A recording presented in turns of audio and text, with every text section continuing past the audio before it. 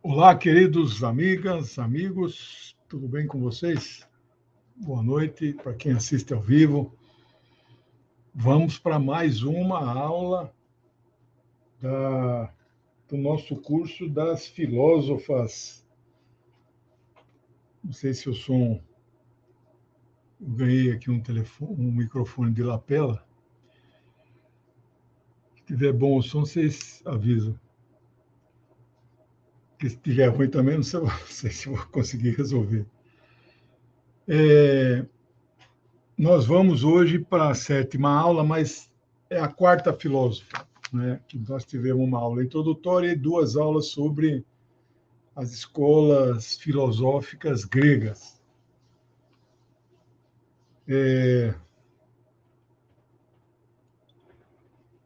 Nós vamos falar hoje de uma filósofa chamada Theano. Então, o nome terminado em O não quer dizer ela é mulher. Theano, nome grego, que é uma filósofa, como as outras que nós vimos e as próximas que veremos nas próximas semanas. Não há quase nada sobre ela. O que ela escreveu, pouca coisa foi preservado. Quando eu falo preservado, alguém tem que fazer cópia do que ela escreveu em um papiro, ou em um pergaminho, ou em uma pele de animal, velino, chamava isso. Tudo isso era muito caro, né? E não dura muito tempo esses escritos. Por isso que tem que fazer cópia de cópia de cópia, né? E também uma parte do que ela escreveu nós vamos achar em outros autores. Então você tem, quando ele transcreve literalmente, não sei se na época usava aspas, né? Aí tudo bem, mas e quando ele está interpretando o que ela disse? Portanto, nós temos que nós chamamos em pesquisa de fonte secundária, não é uma fonte primária, né? Então é a opinião dele sobre o que ela disse.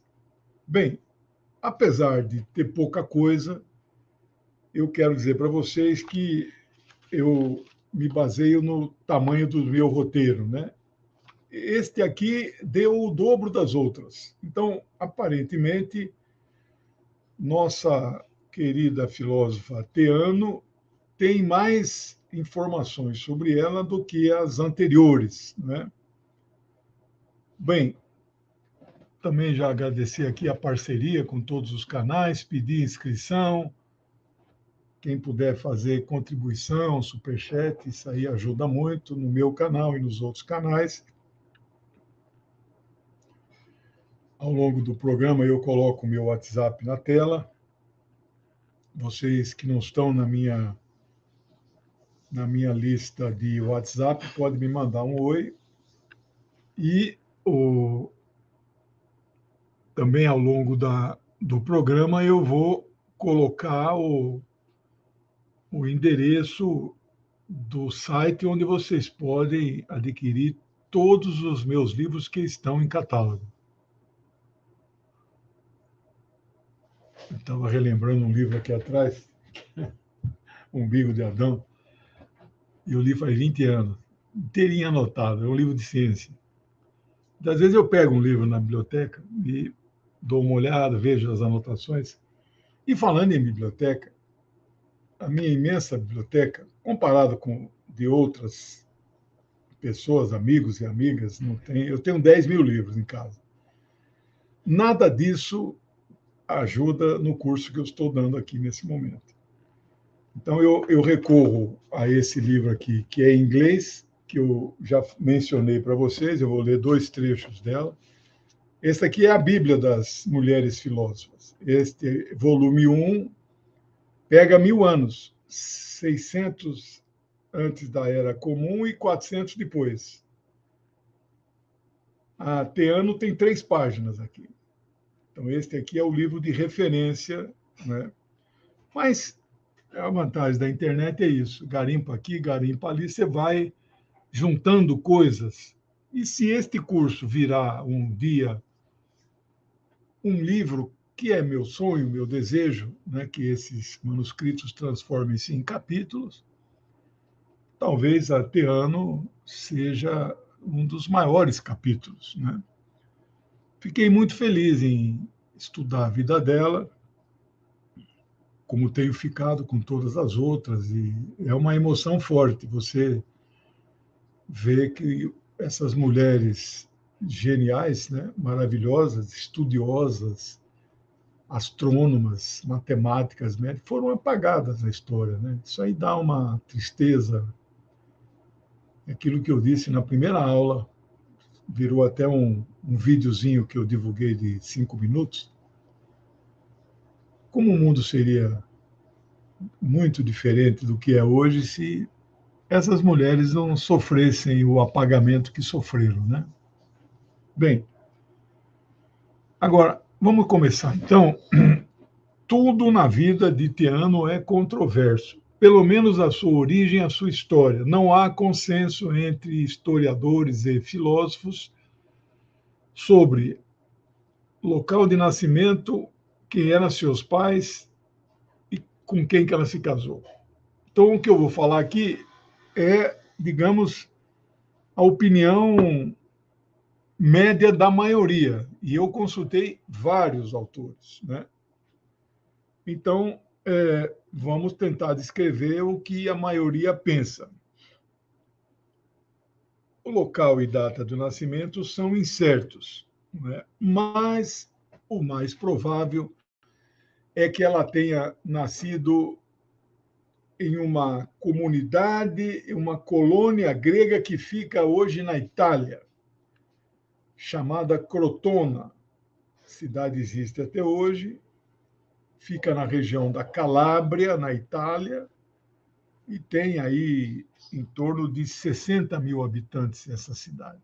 Era uma cidade que provavelmente as pessoas falavam o grego, que era um império regional, né? Não é bem um império o termo, né? Eram cidades, estados que colonizavam outros lugares. Eles atravessavam o Mediterrâneo, ou navegavam pelo Mediterrâneo e chegavam em outros países, né? Que na época também não era chamado de países, eram regiões, né? A data mais provável do seu nascimento, e a grande enciclopédia chamada Wikipedia, que é o maior esforço coletivo de produção científica do mundo, o Wikipedia, no perfil dela, não dá a data de nascimento. Diz apenas século VI antes da Era Comum. Era Comum é essa era nossa atual, cuja contagem começa no ano 1, considerado o nascimento de Cristo, mas eu não uso essa terminologia antes e depois. Nós chamamos antes da Era Comum. E aqui eu achei uma data 546. Portanto, século VI, mas há uma data mais precisa. Não achei a data da morte dela, né?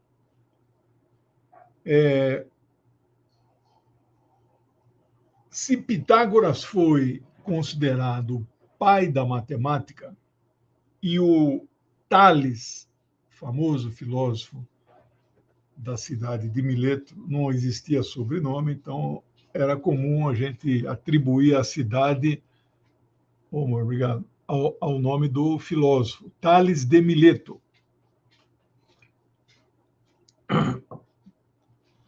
Ele foi considerado o primeiro matemático, pai da matemática, Pitágoras. Tales, o primeiro matemático. E Teano, a primeira matemática. Matemática aqui, né, da função, né, da profissão. Matemática é uma, digamos, uns dizem que é ciência, outros não, mas também é o nome que se dá às mulheres que são matemáticas, né? Então, ela é a primeira matemática, mas ela era filósofa e mestra na escola pitagórica. Depois vou falar de outros atributos que essa mulher maravilhosa teve desde aquela época, mas nós não sabemos quase nada sobre ela. E estou gostando dessa minha missão de trazer ao mundo. Quem sabe a gente faz um documentário, né? Tudo isso a gente precisa de recurso, apoio, não tem apoio de ninguém, a não ser dos que são membros do canal, né? Que você pode ser membro, é aquela ajuda mensal, né? Como se pagasse uma associação a um clube, ou você pode fazer doações durante as aulas, as conferências, seja lá como você chama estes encontros, né?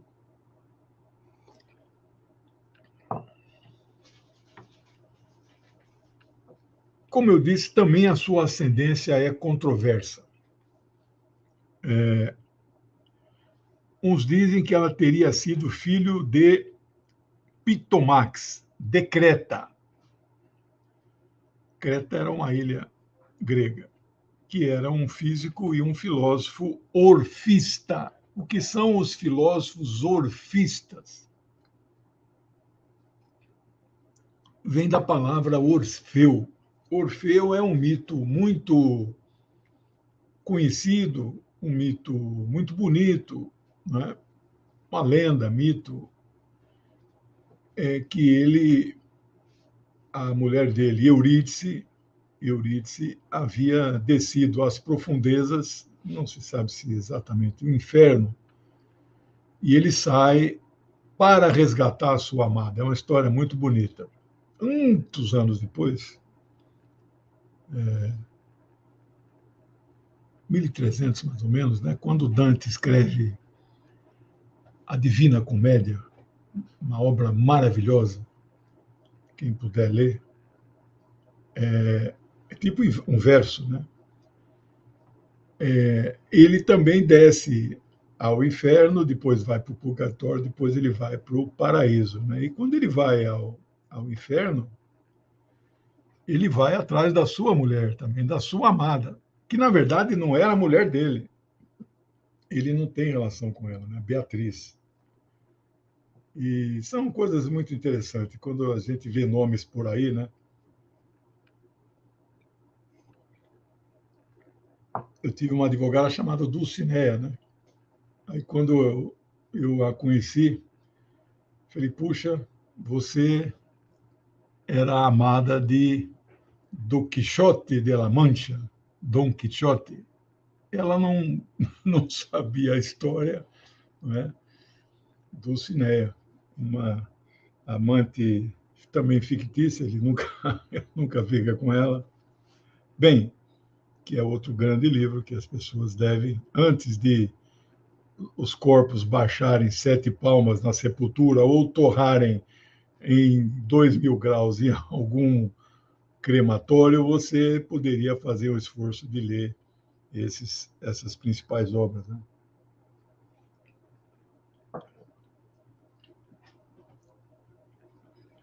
Também supõe-se que ela pudesse ser filha de Brotino. Brotino sucedeu a Pitágoras na direção da sua escola. Ela também viria a suceder, ela e 2 filhas que também se tornaram filósofas.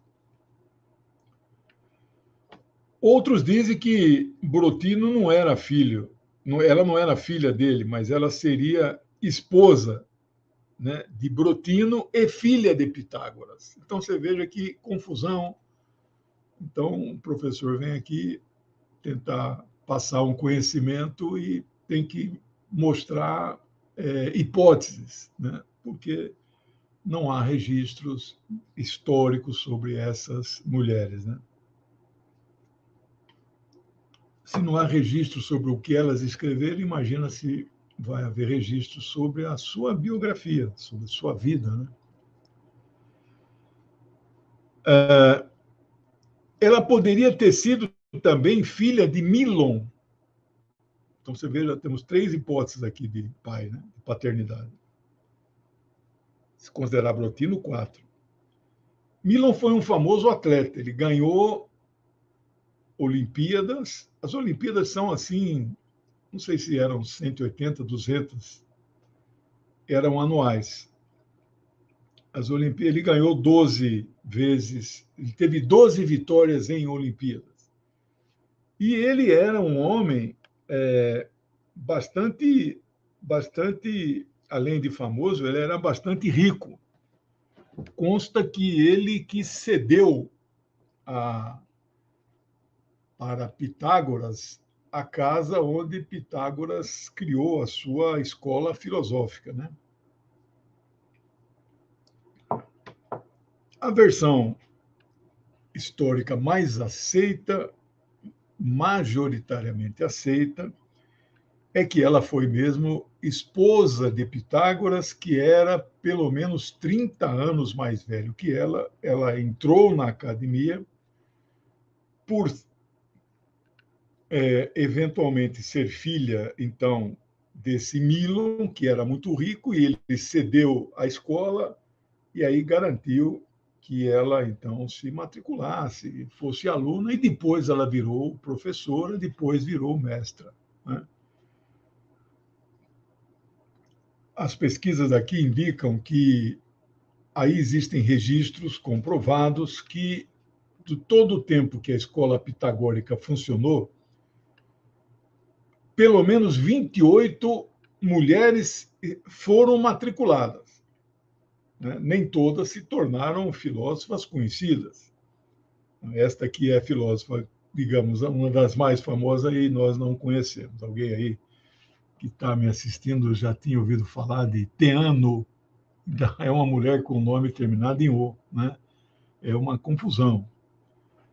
Então, mas um pai muito rico cedeu uma casa e garantiu que a filha tivesse uma boa instrução. Não tinha escola pública, nem particular. Isso aí não era propriamente uma escola. Alguns autores consideram a escola pitagórica a primeira universidade que a humanidade conheceu. Estamos falando aí em 500 anos antes da Era Comum, ou seja, estamos falando de 2.500 anos atrás.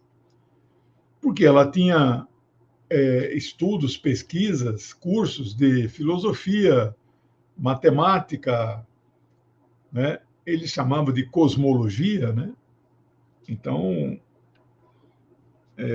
muito interessante isso. Eu mesmo não tinha esse conhecimento de que existem autores que consideram a escola filosófica pitagórica mais do que uma escola, considerada a primeira universidade, né?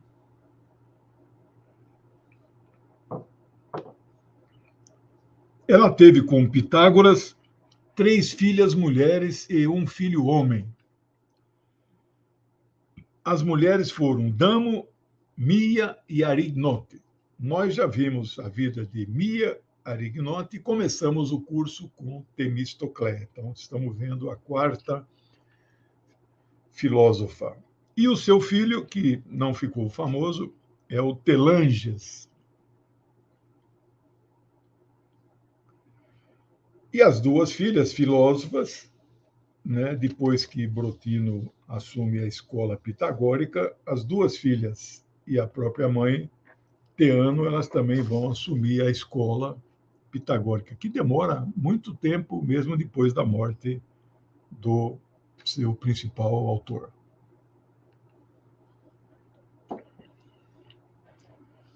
As escolas, a escola, além da pitagórica, que admitia mulheres filósofas, foi a escola platônica.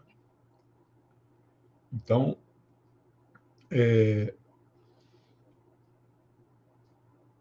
Platão funda o chamado Academia, né? E Aristóteles vai fundar o chamado Liceu, né? Bem, alguns autores chegam a chamar Pitágoras de um filósofo feminista, né? Claro que é um exagero, na época ninguém tinha noção desse conceito, mas é no sentido de ele, como Engels no século XIX, foi considerado o primeiro feminista, digamos, moderno, né? Pela defesa que ele faz dos direitos da mulher, e, claro, com limitações, porque era um homem do século XIX, né?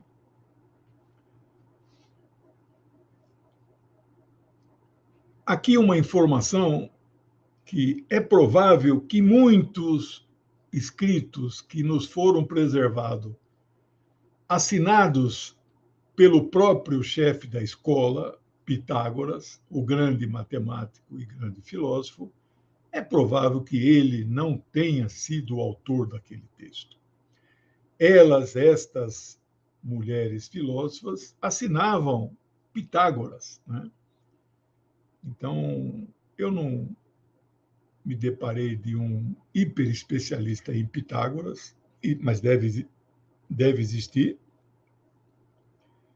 porque ele é anterior a Platão, né? Então não eram tão assim. Os que ficaram famosos mesmo foram Sócrates, Platão e Aristóteles, né? Os anteriores, mas deve ter algum hiper especialista.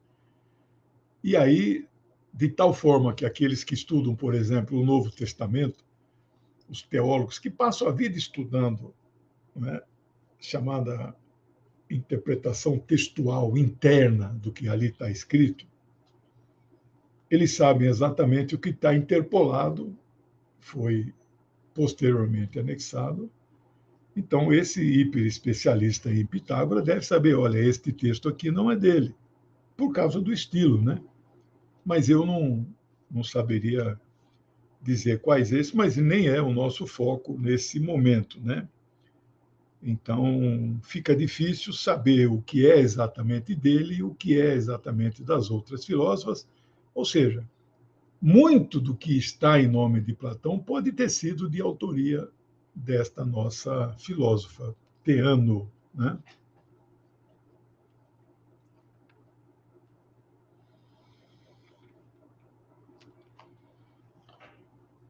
Também, como já disse, né, igual a outras filósofas da antiguidade, ela foi apagada e invisibilizada na história. Então, mas uma de suas obras provavelmente se relaciona com a chamada doutrina do meio termo. Doutrina do meio termo, né? Isso seria algo como, abre aspas, um meio desejável entre dois extremos, um excesso e outro de deficiência, né? Nós sabemos disso, meio termo. O meio termo é associado sempre ao equilíbrio e até à felicidade. Ele representa a harmonia e a capacidade de evitar pontos frágeis que existem nos dois extremos. Eu anotei aqui comigo que nós podemos fazer uma certa comparação com a filosofia chinesa, que eu tenho um curso que está no canal, vocês podem ir lá, 20 aulas sobre filosofia oriental, filosofia judaica, persa, árabe, indiana, não é hindu, indiana, e são 5, indiana, árabe, persa, judaica, tem uma quinta aí. Chinesa. Eu lembrei desse curso exatamente porque nós vimos os 3 mais antigos da China, né? Confúcio, Sun Tzu, que você pensa que é só um general, e Lao Tse, né? Do I Ching. E lá Confúcio fala no caminho do meio, né? Interessante. 500 anos antes da nossa era, já falei isso em algum dos outros cursos, não lembro qual. Viveram 3 pessoas que marcaram a humanidade.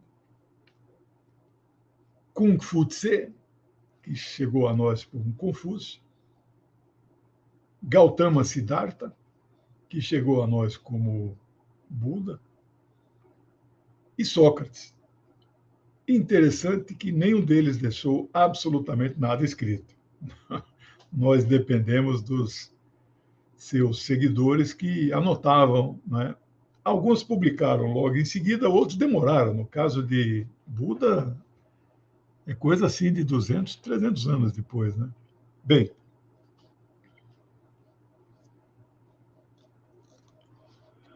na escola aristotélica, que é bem depois da pitagórica, Aristóteles é o caçula dos três, né? É discípulo de Platão, e Platão é discípulo de Sócrates, né? É,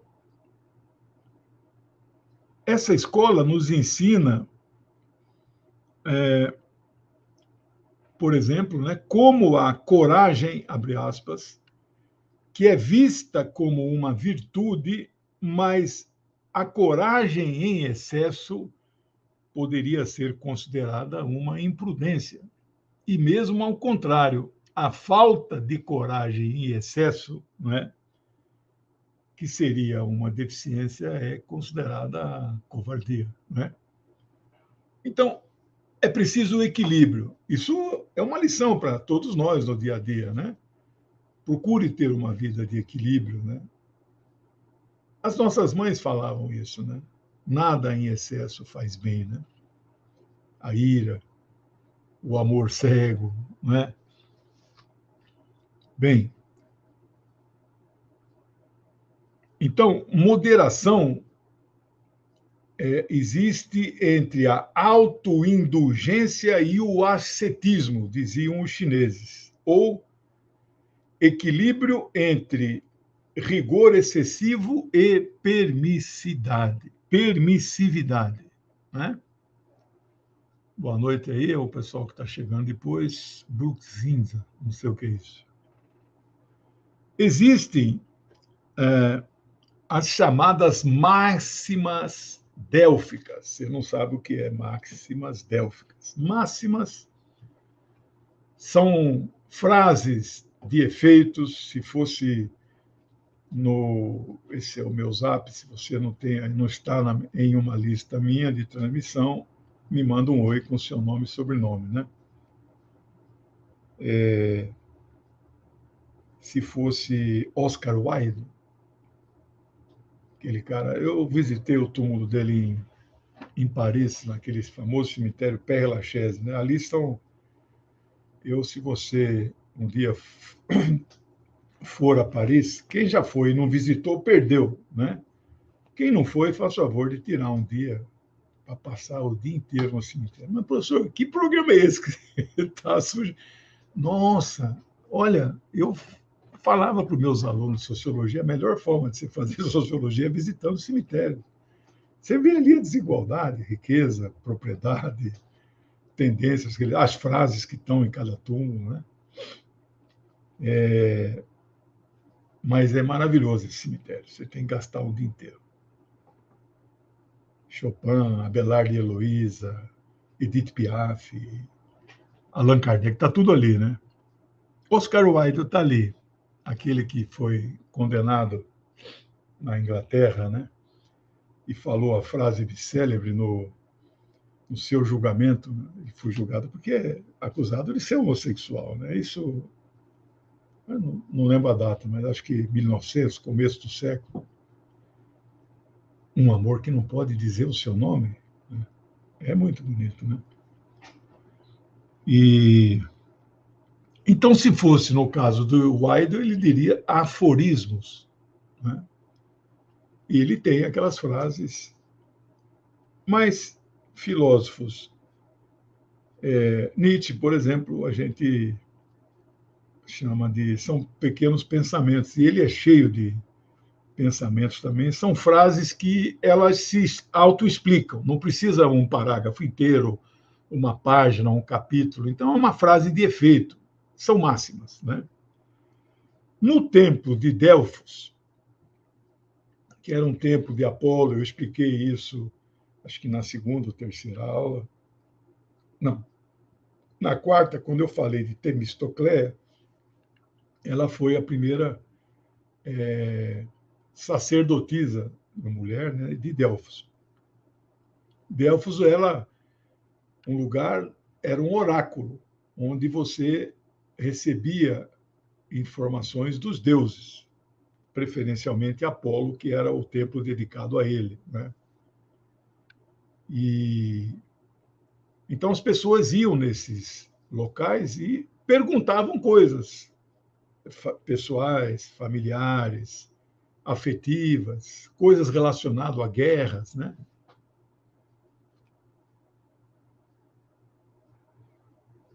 E nesse templo, que perdurou aí por,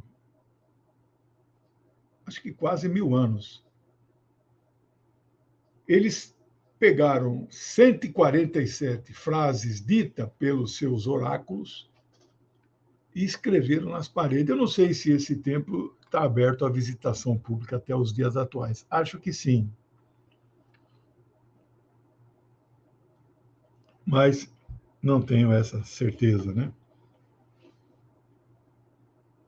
Então, existem 147 dessas máximas grafadas no templo de Delfos Apolo, que foram transmitidas pelos oráculos, né? Umas destas principais máximas, uma das mais curtas, está escrito apenas assim: nada em excesso.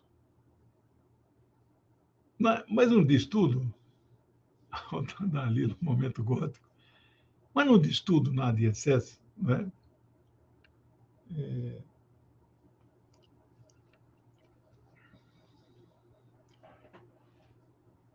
Na escola aristotélica, essa teoria da nossa filósofa, que era o chamado doutrina do meio termo, ela, sim, não, mas a nossa filósofa também trabalhou com um conceito matemático que depois foi assumido pela escola aristotélica, o Liceu, é chamado média áurea.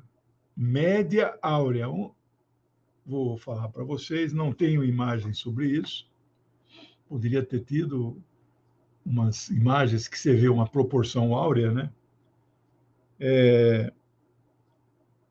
Em muitos sistemas éticos, esse conceito é apresentado como sendo, abre aspas, o que permite alcançar um meio termo feliz, não é? Média áurea. Mas ele relaciona-se com a ética e também com a matemática, né?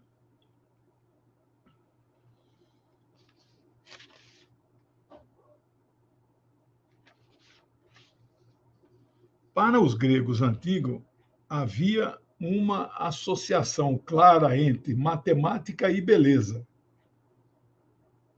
Eu estou plenamente de acordo. Os números são belos. Isso é descrito comumente como uma característica, beleza, né? É uma característica dos objetos que os torna prazerosos de serem vistos. Isto é beleza. Isso vale para coisas, seres humanos, animais, etc. Eu tenho duas obras magníficas do Humberto Eco, que não são romances. São livros caros, porque eles são coloridos inteirinho e são impressos em papel cochelido. Um é sobre o belo, o outro é sobre o feio, na história. É maravilhoso, né? Então, aqui um conceito de beleza que nós podemos descrever como aquelas características de objeto que os torna prazerosos de serem vistos, né?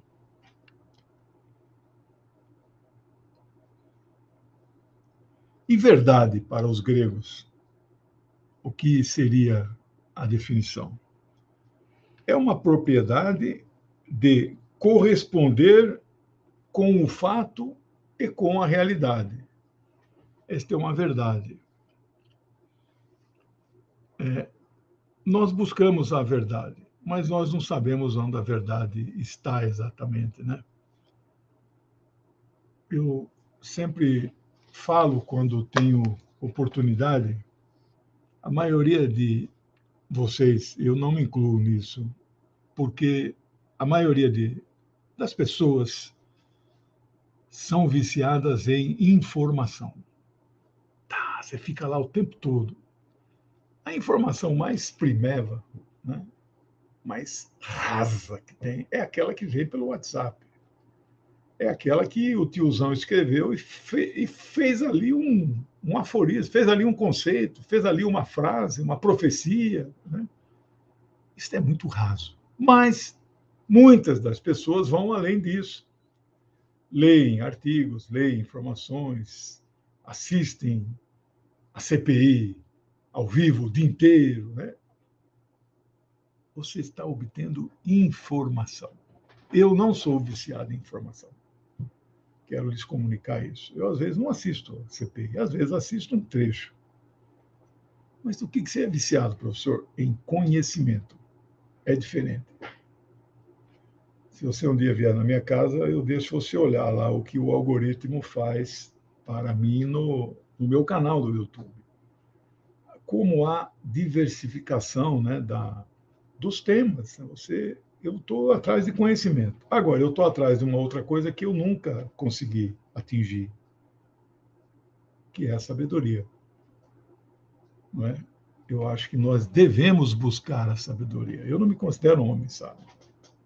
Um homem que tem, ou uma mulher que tem um relativo ou até um grande conhecimento, não me considero com grande conhecimento, mas veja, isso não é necessariamente uma sabedoria. Né?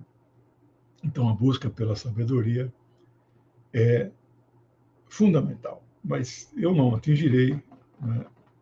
Mesmo que viva ainda 20 anos, o que é improvável, mas muito difícil. Agora, a religião islâmica, por exemplo, que eu estudo bastante, o Alcorão fica aqui do lado, junto com a Torá e junto com a Bíblia. Né? A religião islâmica, Maomé, Muhammad, prega que você tem que buscar o conhecimento. Eu acho isso fantástico. A Igreja Católica não prega isso. A essência dos dogmas católicos é, né, o conhecimento e a verdade já estão dadas. Está tudo ali na Bíblia. No Alcorão, não. E Maomé usa um termo para significar, como exemplo, um lugar quase inatingível. A tradução, né, do português, do árabe para o português, é assim: buscai o conhecimento, nem que ele esteja na China. O que ele quer dizer a China? Um lugar muito longe, não importa. Né? Bem, alguns autores mencionam, isso eu já falei, que ela é a primeira universidade, ela tinha matemática, geometria, filosofia, cosmologia. Não sei por que eles não usam o termo astronomia, eles usavam o termo astrologia, às vezes. Aqui usa cosmologia. E a universidade chegou a ter 300 membros.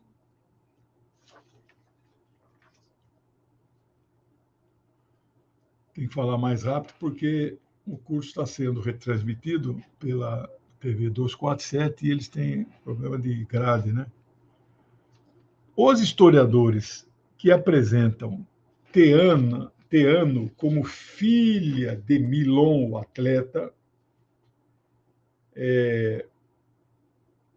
colocam este personagem como uma pessoa que valorizava muito a ciência e as artes. Era uma espécie de patrono. Hoje em dia a gente usa o termo mecenas, né? E o Engels foi um mecenas do Marx. Era um amigo, mas ele apoiava individualmente o estudo e a pesquisa dele, né? Eu, como não arrumei nenhum mecenas ainda, estou aqui, então, fazendo um esforço aqui para tirar xerox de livro que às vezes eu não consigo comprar. Né? Então, é ele que garantiu que a filha tivesse essa educação esmerada, e a melhor escola para educar alguém era, naquele momento, a escola pitagórica, com quem ela se casaria posteriormente. Não há data de casamento. Além dos tratados matemáticos que ela desenvolveu, também se dedicou à cosmologia, à física, e ela era considerada médica. Obrigado, gentil.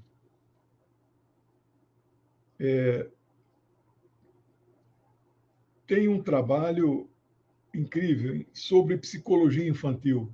Os nossos ouvintes aqui que são psicólogos podiam resgatar esse meu amigo Wagner, que me ajuda nas pesquisas, está dando aqui algumas dicas muito boas aí. Para Teano, todos os objetos materiais, que são coisas, eram constituídos por números naturais, né? Assim, todas as coisas possuem uma expressão de uma medida exata, né? A famosa proporção áurea, que você já ouviu falar,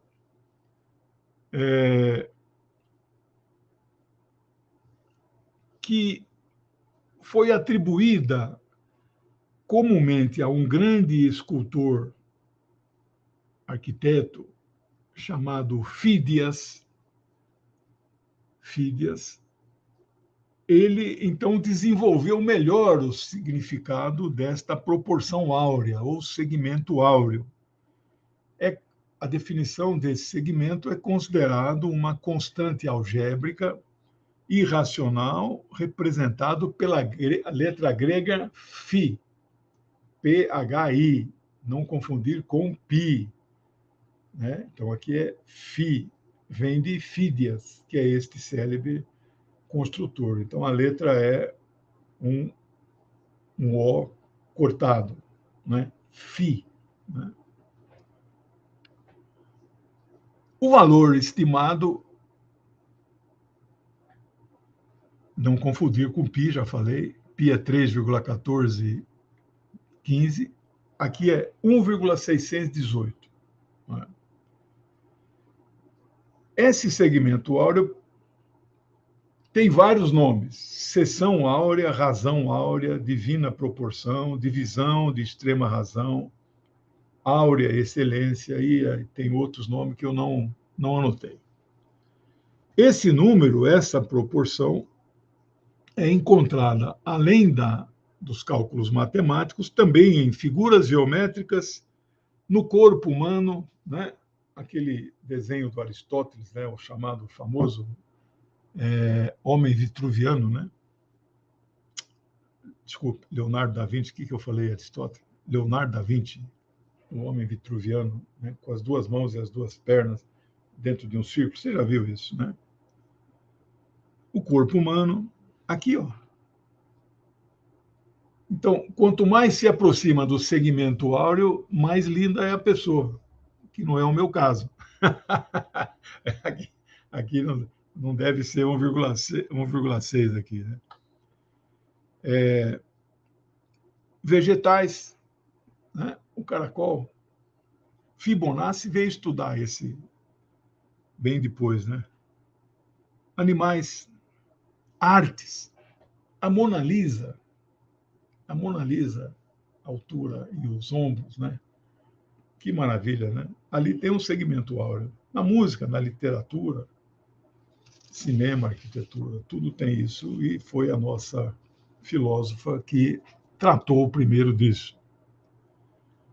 Segundo Estobel foi um autor, escritor macedônio, e ele compilava os pensamentos de filósofos importantes na época. Então, devemos a ele preservou muitas coisas de filósofos da época, né?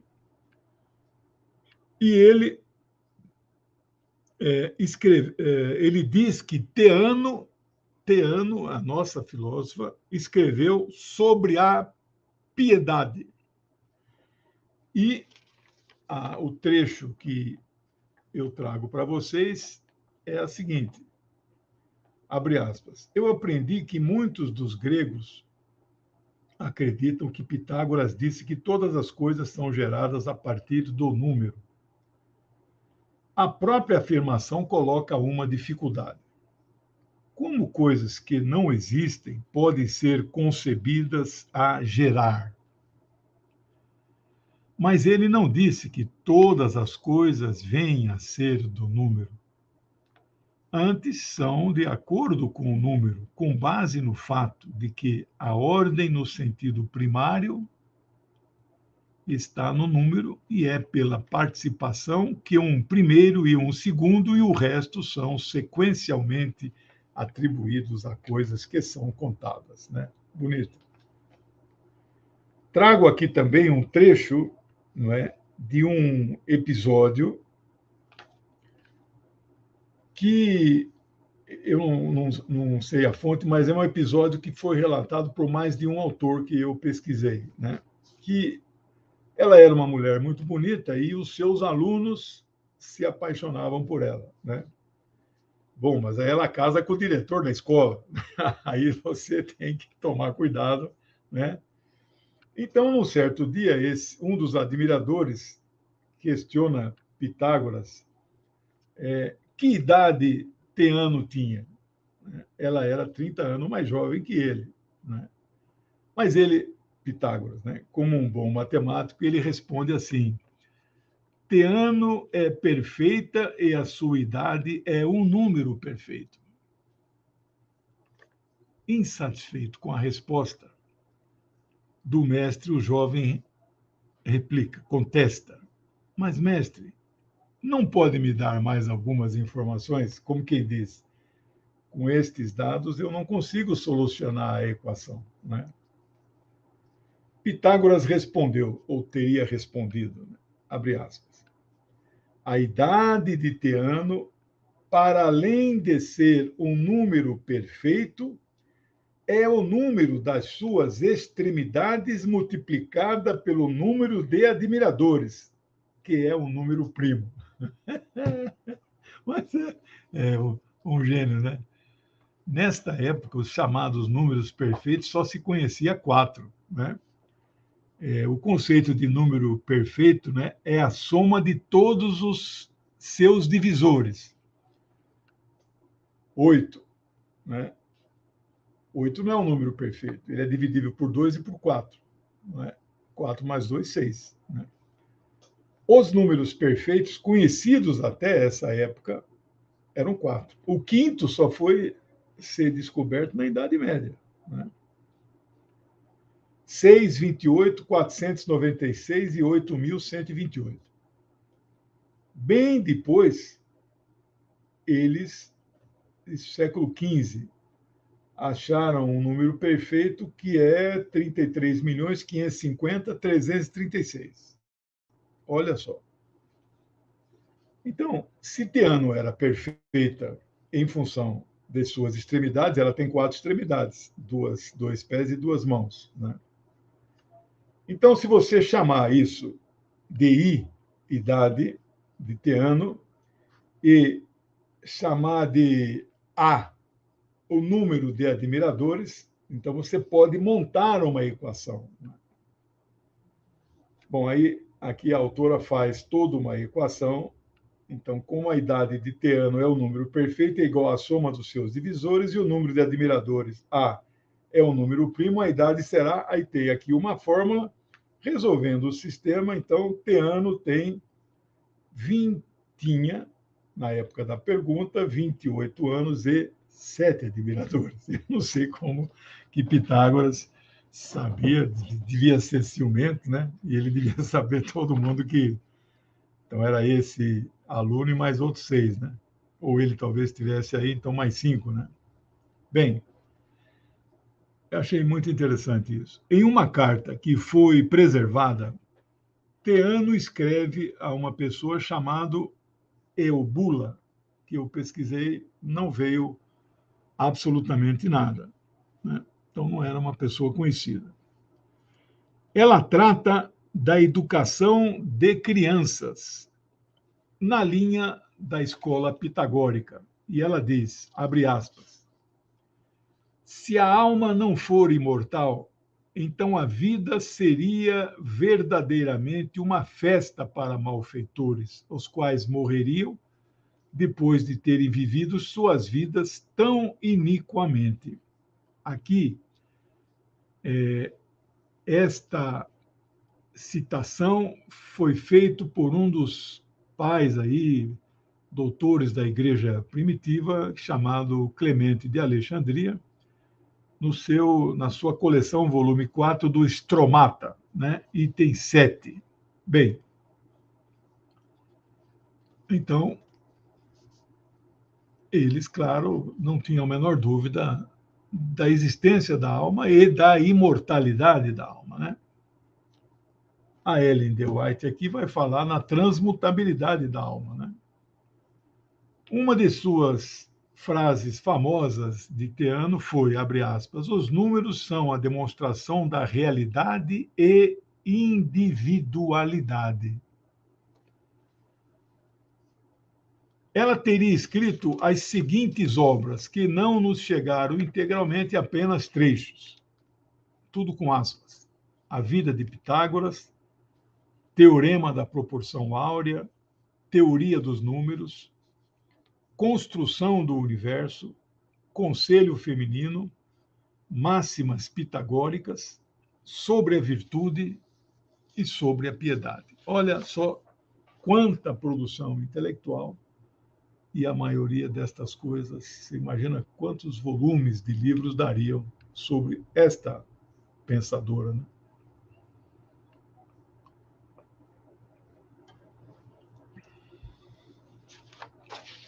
Um outro dito de Teano que eu trago para vocês.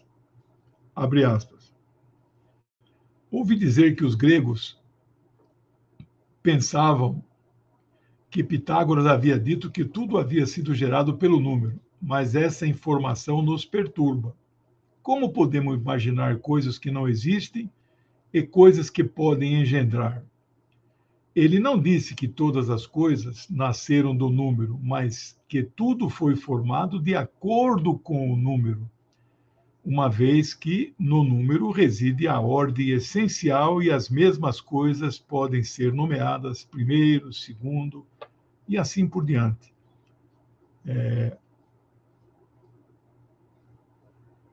Somente quando participam desta ordem. Então, isso foi tirado no trecho de sua obra chamada Sobre a Piedade, cujo termo em grego é eutifron, sobre a piedade. Segundo Dicaiarchos, que viveu entre 370 e 317 antes da era atual, que foi também um escritor e um filósofo, aluno de Aristóteles no Liceu, historiador, disse que as mulheres tiveram grande destaque na escola pitagórica, mas a mais importante de todas, que tinha centralidade, foi mesmo Teano. Então, esta é a opinião de Dicaiarchos, com K, Dicaiarchos. Aí nós chegamos, então, à nossa professora Ellen White, que eu vou citar muitas vezes, né? Aqui em uma tradução minha livre, da página 13, ela diz, então, Teano confirma que os e as pitagóricas acreditavam na justiça divina depois da vida e da sua transmigração de alma depois da morte em um novo corpo, não necessariamente humano. Os pitagóricos defendiam a fidelidade sexual, diz aqui a professora Ellen White, né? Eu separei mais dois trechos aqui que é interessante compartilhar com vocês, né? Wife sexual activity to be restricted. Vou aqui tentar traduzir, né? A atividade sexual da esposa deve ser restrita aos favores do seu marido, her husband, né? Ela não deve ter jamais outros amantes. E o homem também não é? Os pitagóricos defendiam a fidelidade. Nesse contexto, o casamento, chastity and virtue, né? A castidade e a virtude não são identificados e nada tem a ver com abstinência. Não é? Então, eles viam a sexualidade como importante. Né? Perguntado, o Enasque, quando perguntado sobre as obrigações que são incumbidas às mulheres na relação com o marido, a resposta de Teana foi to please her husband, né? Agradar o seu marido. Né? Bem, Teano vai the romantic love. O amor romântico para Teano nada mais é do que uma inclinação natural ao vazio da alma. Então, nós falamos em amor romântico até hoje, né? Eu sou plenamente favorável ao amor romântico, né? Mas na época ela falava, não, esse negócio de amor romântico está ligado aí a preencher um vazio na sua alma. O negócio é você praticar com felicidade, com liberdade e a sexualidade com o seu parceiro. Na época ninguém tem dúvida que pelo menos eram entre homens e mulheres, né? Pessoal, passou aí, não, deu certinho 1 hora. Então, foi uma das filósofas que eu achei maior volume de informações. Aqui separei algumas imagens que no Google Imagens aparece relacionado a ela, ninguém nunca sabe se são elas. Essa é uma estátua que diz ser alusiva a ela concretamente. Na aula passada não tinha nenhuma imagem sobre a nossa filósofa. Essa é uma imagem daquele filme de Hipátia, né? Que é aquela atriz Raquel Weisz. Então, veio como Teana, mas não é.